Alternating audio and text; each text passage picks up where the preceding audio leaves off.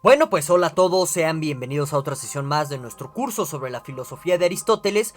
Y bueno, pues en esta ocasión nos vamos a adentrar a la gran pregunta filosófica sobre qué es el cambio, si existe algo así como el cambio.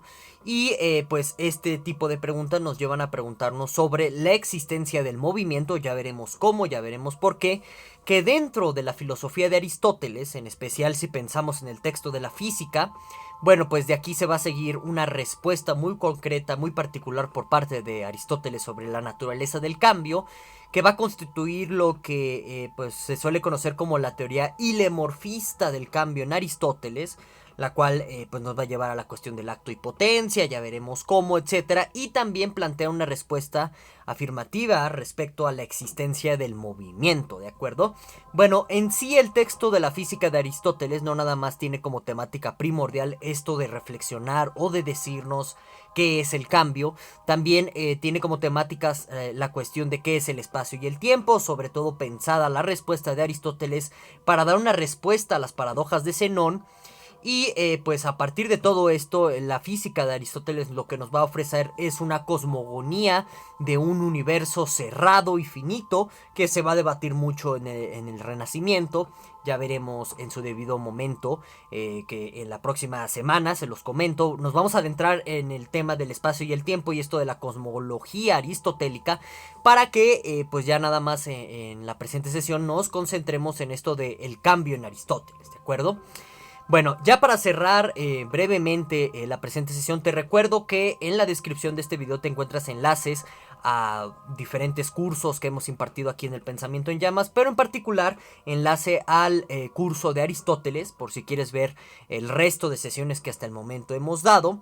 Y también, pues te recuerdo que me puedes dejar en la caja de los comentarios todas tus dudas, críticas, objeciones y demás que tengas. Y que le des like al presente video para que podamos llegar a más personitas, ¿de acuerdo? Va como siempre una serie muy cortita y breve de comerciales. El primero de ellos es una cordial invitación a que se suscriban al canal, a que activen la campanita de notificaciones para que no se pierdan ninguno de los videos que subimos. En su defecto, si la plataforma no te notifica, bueno, pues no importa, no pasa nada. Recuerda que martes, jueves y sábados hay nuevos videos en el canal por si no te notifica, pues darte una vuelta por esos días. Y los domingos tenemos nuestros en vivos, ¿de acuerdo? Bien, también pues doy un enorme agradecimiento a los miembros del Pensamiento en Llamas porque es gracias a sus retribuciones económicas que el canal puede seguir existiendo y que bueno, pues yo en este orden de ideas puedo mantener esta oferta pública y gratuita de cursos de filosofía para todos aquellos que estén interesados en estas temáticas que aquí abordamos. Y en este orden de ideas pues te extiendo la más de las cordiales invitaciones a que te vuelvas un miembro del canal porque de esta manera no nada más contribuyes económicamente a la existencia del Pensamiento en Llamas, también obtienes a cambio acceso a cursos exclusivos y a nuestro taller de textos, en donde en estos momentos estamos leyendo en conjunto a través de estas salas de chat de Discord. Estamos leyendo en conjunto el Tractatus Lógico-Filosóficus, lo comentamos y demás. Bueno, ahí está la invitación. También, bueno, pues tengo un canal secundario que es El Abogado en Llamas, un sitio dedicado al análisis y reflexión jurídica. En este momento por allá estamos dando un curso de filosofía del derecho. Por si te interesan todas estas temáticas, en la descripción de este video y como comentario destacado, pues te encuentras enlaces a este canal, ahí si gustas darte una vuelta. Y en su defecto, pues apoyarme regalándome una suscripción a este otro canal, ¿de acuerdo? Bien, pues como es usual entramos a la parte de la bibliografía para este video. El primero de ellos, a modo también de recomendación, pues está el comentario de Daniel Graham sobre la física de Aristóteles. Él tiene, bueno, pues varios libros en torno al texto de la física aristotélica. Aquí nada más les puse uno porque si no, pues autosigo, ¿no? O pongo repleto, ¿no? Toda la diapositiva de los libros, entonces como que no se vería muy bien. Y entonces les muestro este libro de Graham para que, bueno, ahí lo vayan ubicando. Entonces muy bueno el análisis que hace Graham, sobre todo del helemorfismo, muy sustentado, es un especialista Graham también en el griego ático de Aristóteles. Entonces eso ayuda mucho para su comprensión. Otra recomendación bibliográfica es este librito de Aristóteles a Schrödinger, en donde se va a analizar la física aristotélica y se le va a contrastar respecto a la física contemporánea. Es muy bueno porque no nada más te permite entender aspectos muy puntuales de la física aristotélica, también te permite como introducirte a cierto tipo de debate contemporáneo que hay en torno a ideas aristotélicas sobre la física, en especial en la naturaleza del espacio y el tiempo, que ya abordaremos la próxima semana. respecto a ideas ya contemporáneas física, ¿no? Bueno, entonces ahí está la recomendación bibliográfica.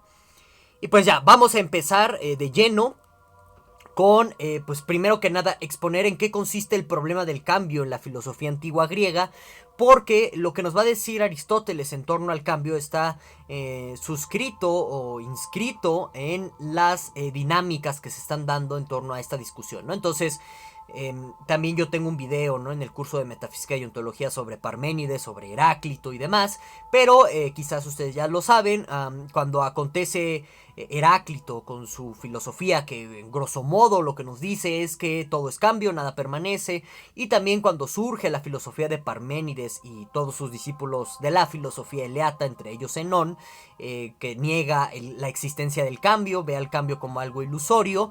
Bueno, surge el problema del cambio en la filosofía griega antigua en el sentido de tratar de conciliar dos aspectos muy intuitivos. El primero es que en efecto las cosas cambian, esto parece algo muy evidente para nuestro sentido común, y que en este sentido también existe el movimiento, ¿de acuerdo? Ahorita vamos a ver de una manera más detallada por qué afirmar o negar el cambio implica afirmar o negar el movimiento, pero en pocas palabras, pues el movimiento es un tipo de cambio de localidad, ¿no? Entonces, por eso, si tú niegas que exista el cambio, pues niegas la existencia del movimiento, ¿de acuerdo? Entonces, lo que se quiere conciliar respecto al problema del cambio en la antigua Grecia es que en efecto existe el cambio, también el movimiento, con otra idea que de pronto parece contraintuitiva cuando se le compara respecto a que hay algo que permanece en las cosas cuando cambian, ¿de acuerdo?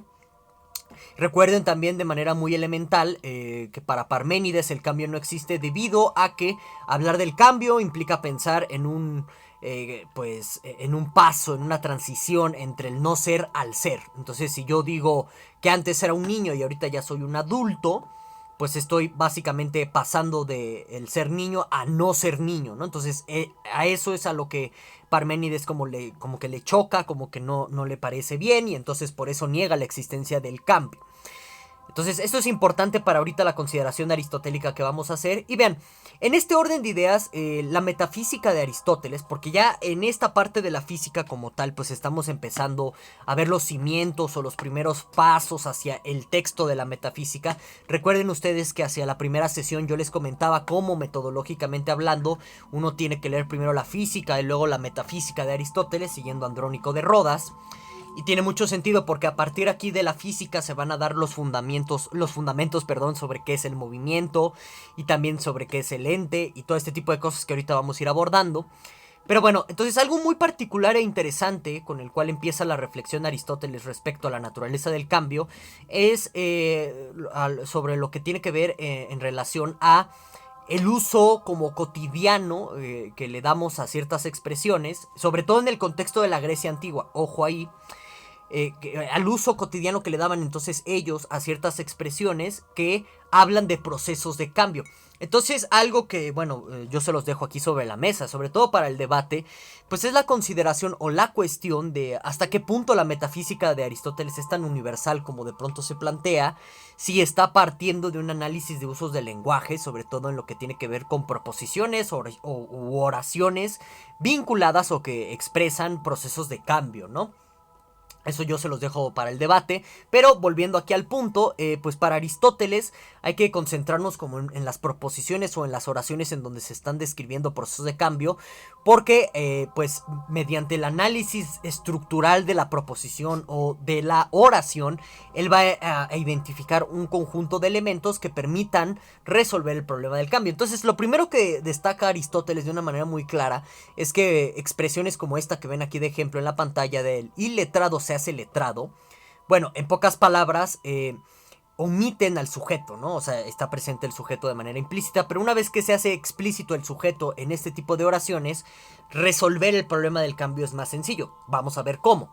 Entonces, analicemos la proposición, como lo hace Aristóteles, una proposición de este estilo, que nos habla de procesos de cambio, en donde el hombre iletrado se vuelve letrado. Entonces Aristóteles empieza a identificar varios componentes. El primero de ellos es un estado inicial, ¿sí? en donde pues las cosas antes de cambiar tienen una cierta forma, ¿de acuerdo? Muy particular. Entonces, este estado inicial remite a él Aristóteles con el término griego de la estéresis, ¿de acuerdo? Y se refiere a él también como un estado de privación. ¿Privación por qué? Ahorita vamos a ver por qué muy concretamente. Pero al estado final, es decir, ya al momento en el que pues, la cosa ya terminó de sufrir sus procesos de cambio, Aristóteles se refiere a él como estado final, pero también se refiere como forma final a veces, ¿no? El término griego que aquí utiliza Aristóteles es eidos, morfe, en donde pues en el ejemplo pues es el ser letrado, el estado final, es decir, el estado resultante después de que al objeto se le somete a ciertos procesos de transformación, ¿de acuerdo? De cambio. Y luego otro elemento que aquí es muy importante en el análisis aristotélico es el elemento subyacente, el sujeto, que aquí el término griego que va a emplear Aristóteles es hipokeimon, que pues sería el hombre. Entonces, este tipo de elementos que Aristóteles le denomina sujeto o sustrato son los que no cambian y los que permiten, nos dice Aristóteles, mantener un lazo de continuidad entre estado inicial de las cosas y su estado final, ya después de que estas mismas cosas se han sometido a un proceso de cambio. Entonces, en pocas palabras para Aristóteles, ¿qué es el cambio? El cambio es transformación, que literalmente es hacer que las cosas pasen de una forma a otra. Entonces, imagínenselo en términos de la plastilina, ¿no? La plastilina, que es esta masa que usan los niños para jugar, pues en sí como materia no cambia. Simplemente va adaptando diferentes formas según cómo el niño vaya jugando con esta plastilina. Esto más o menos así de una manera muy esquemática es el cambio aristotélico. El cambio se da por una transición de formas de la materia para que, bueno, en la forma final la materia adquiera cierta forma. Entonces, en el caso del hombre iletrado que se hace letrado, el estado inicial es un estado de privación para Aristóteles porque no tiene la forma final que va a adoptar después de haberse sometido este hombre al proceso de cambio, ¿de acuerdo? Entonces ya cuando se le somete a este proceso de cambio, va a obtener este hombre otra forma, ¿de acuerdo? A lo mejor va a ser la del hombre culto o una cosa así por el estilo. Pero es importante entonces entender al cambio, aquí en Aristóteles, vuelvo a insistir, como este proceso de transformación, donde el sustrato no cambia, que vamos a ver a continuación cómo se da la identidad o la identificación en Aristóteles entre materia y sustrato, que no es así para, por ejemplo, cosas como el alma, ya veremos después en qué sentido. Por el momento no vamos a meter el tema del alma, es para próximas sesiones. Pero volviendo aquí al punto, entonces es el sustrato el que no cambia, el que permanece.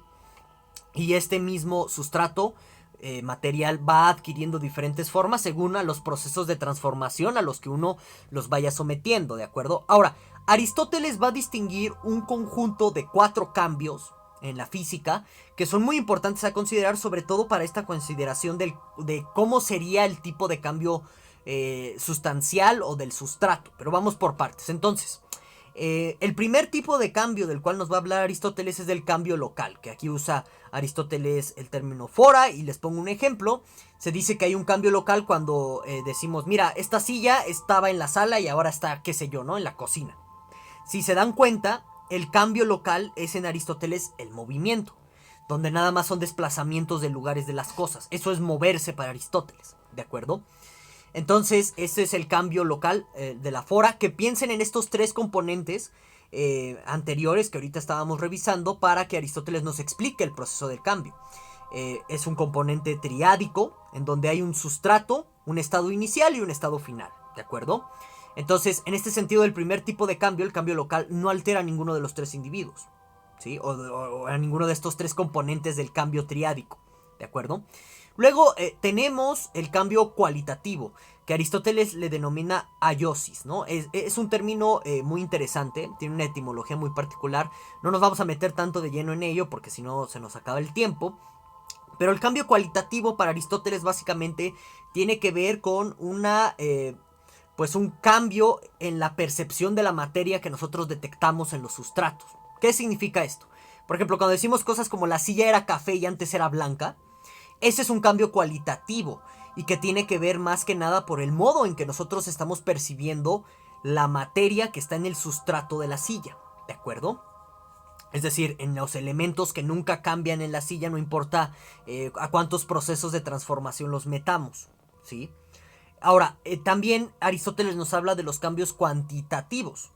Cuando pues hay un aumento o una alteración o una disminución directa en la materia, que aquí el término aristotélico es ile, que pues está en el sustrato de la silla. Entonces cuando yo, qué sé yo, no sé, veo que la silla está más gruesa o más delgada en comparación a otros tiempos, a otros días, entonces ahí hay un cambio cuantitativo, que en pocas palabras son los cambios que se pueden medir, ¿de acuerdo?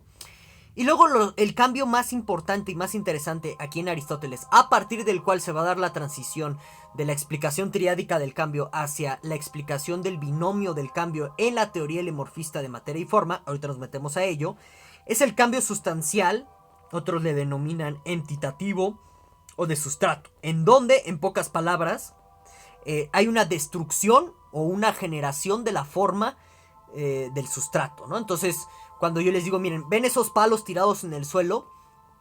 Pues antes eran una silla. Básicamente aquí lo que se está cambiando es la forma del sustrato.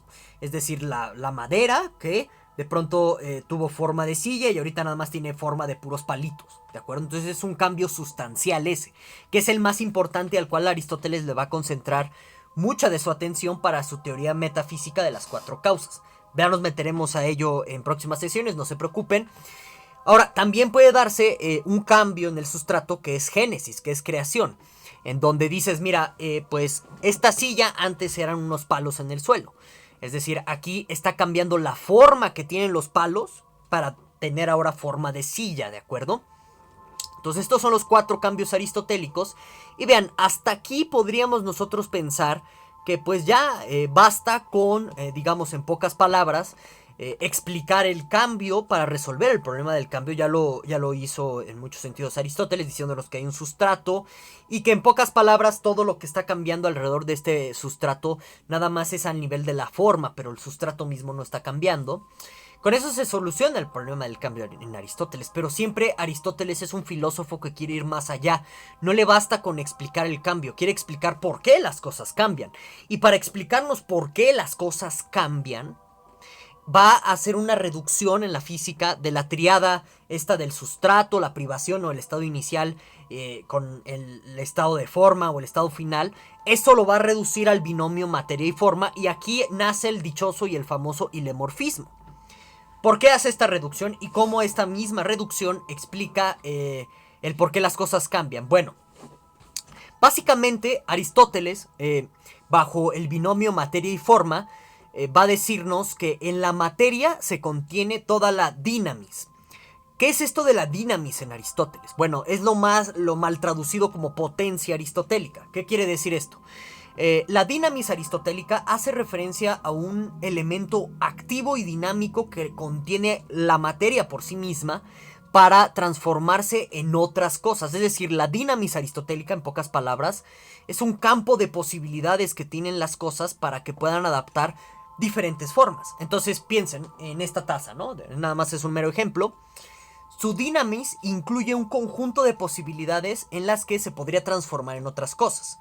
Y no va a ser hasta que venga un agente activo externo a esta misma taza, en este caso sería yo, que convierta esta dinamis en energía, es decir, en puro acto, para que la taza ya se pueda transformar en otra cosa. Entonces vean, en el campo de posibilidad de esta taza, pues se incluye, no sé, el que se vuelva escombros, el que se vuelva un plato de cerámica, a lo mejor derrito, no sé, toda la cerámica que tiene y vuelvo a hacer un plato, este tipo de cosas. Todas esas posibilidades son potenciales a la taza. Que no me agrada ese término para explicar la dinámica aristotélica, pero es lo más tradicional, ¿ok? Entonces, el que esto se pueda transformar en un plato de cerámica, en puros escombros, en pura basura, etcétera, pertenece al campo de posibilidad de esta misma taza, ¿de acuerdo?